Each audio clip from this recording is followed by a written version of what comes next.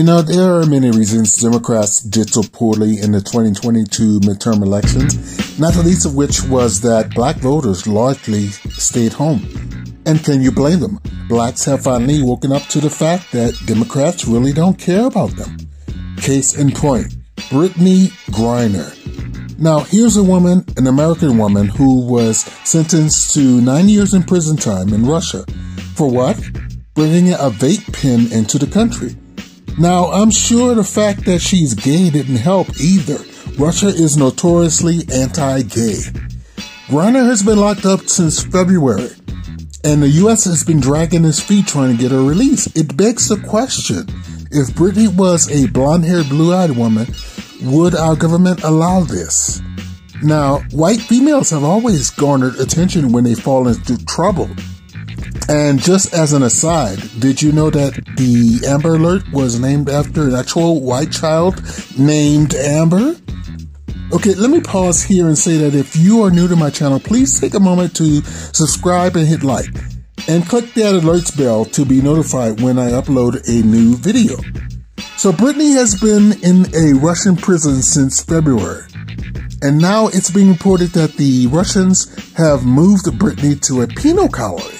Now, if you don't know, a penal colony is the American equivalent of something like a supermax prison.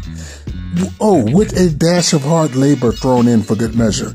So unless the U.S. does something soon, Brittney will serve out the remainder of her 9-year sentence doing backbreaking labor in Russia.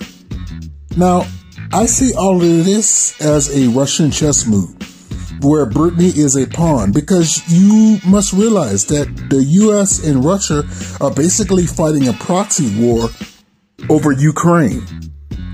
And Putin has decided to use Brittney as leverage. Russia has already said to the U.S., we'll trade your WNBA star for that arms dealer you have in custody. Now, some political pundits don't like that idea, but if Brittney was a blonde with blue eyes, would they still feel the same? Speaking of pundits, where is Al Sharpton? Where is the Congressional Black Caucus? Or as Dr. or Professor Truth might say, Congressional Black Talkers. Also, where is Kamala Harris? She's half black, right? Well, I guess she only pulls out that side of her when she needs votes. Biden says he'll run again in 2024. Well, obviously he hasn't learned his lesson from 2022.